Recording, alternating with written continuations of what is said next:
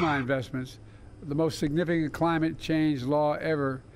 And by the way, it is a $369 billion bill. It's called the, we should have named it what it was, but at any rate, the Department of Agriculture is able, from that legislation, to announce $7.3 billion in grants to 16 electrical co-ops nationwide to help rural communities transition to clean, affordable, reliable energy. That was President Biden in Wisconsin yesterday announcing $7.3 billion in clean energy investments for rural areas, funded by the Inflation Reduction Act. Now, the White House claims that the 16 funded projects will reduce energy costs for rural Americans. But energy groups are slamming this move. The founder of the Alliance for Wise Energy Decisions telling Fox News Digital, quote, "This is all about politics, has nothing to do with science. These are not scientifically good energy sources that he is promoting."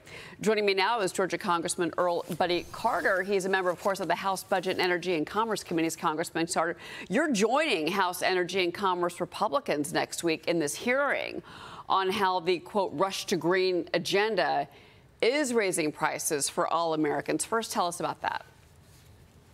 First of all, Cheryl, thoughts and prayers to everyone in Winder and Barrow County and Appalachia High School. We love you and we're with you. And Cheryl, you're right. This energy policy, we're going to be discussing that next week when we get back in the Energy and Commerce Committee. And this is important because what this administration doesn't understand, that energy prices are up 30% because this administration, day one, declared war on fossil fuels, resulting in higher gas prices, resulting in higher fertilizer prices, resulting in higher gas and grocery prices. All of that's led to the inflation that we've got. You know, no matter where I go, Cheryl, the message is the same. No matter what sector of our economy we're talking about, over-regulation, over-permitting, it is crushing us, crushing business. This administration doesn't understand that you can't achieve these goals through regulation. It has to be innovation. Yeah, well, we've seen that, of course, with the electric vehicle industry. And really quick, I do want to say, you know, President Trump was speaking at the Economic Club here in New York yesterday, and one of his proposals is to not just end the EV mandate, but he also said, and I thought this was interesting, take back unspent money from the Inflation Reduction Act and use that in other ways. Maybe it's pay down debt, but you know, kind of gut out that piece of it. I thought that was interesting. So look, the House is set to get back to work from the August recess Monday, and the focus is going to be on avoiding a partial government shutdown at the end of the month. So House Speaker Mike Johnson did unveil a plan. It links the SAVE Act to a continuing resolution to fund the government through March. The vote on the measure would likely come next week. If it passes, the SAVE Act would help secure the upcoming election by preventing non-citizens from voting. So this is a little bit of a political piece here for him. Senate Majority Leader Chuck Schumer telling Fox News Digital in a statement, as we have said each time we've had a CR, the only way to get things done is in a bipartisan way. What he is saying there, between the lines in Schumer world, Congressman Carter, is you're not going to be able to tie the SAVE Act to a continuing resolution. Your reaction? You know, any American who would allow an illegal to vote in our elections, I just don't understand it. If the Democrats are going to shut the government down because they want to allow illegals to vote in our elections, then we know where their priorities are. But look, right now, the form, if you see it, it asks you one simple question. Are you an American citizen, yes or no? Now, I'm supposed to believe that somebody who came across that border illegally is going to check the right box and be truthful in that? Give me a break. Come on, I was born at night, but it wasn't last night. We have to have proof of voter ID. That's what the SAVE Act will do. It will make sure that our elections are secure. One of the greatest freedoms, one of the greatest responsibilities that we have as citizens is to elect our leaders, and voting is such an important part of it. No one wants their vote canceled out by an illegal.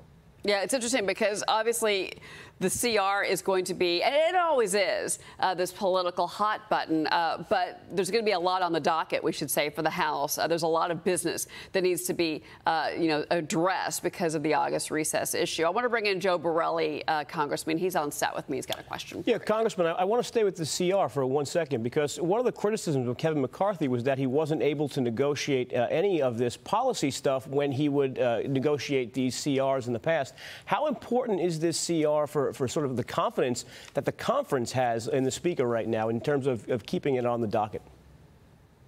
First of all, those were false accusations against Kevin McCarthy. I can tell you that. Actually, what Kevin was able to negotiate was good. We actually had NEPA reform. We had reform to the permitting process as a result of Kevin's efforts. So this is going to be important. It's going to be important for Mike Johnson's speakership. And it's important for America. I mean, let's face it. We can't have illegals voting in our elections. And the SAVE Act will make sure that they have to have a proof of ID. It'll open up the federal records and database so that states can clean up their voting records as well. We've already seen where Virginia and Massachusetts and Ohio have cleaned up their records, and that probably illegals voted in prior elections that could have determined certain races. Do you think that because we are so close to the election, we've now got 2 months to go, do you think that that is going to make it more difficult for these negotiations?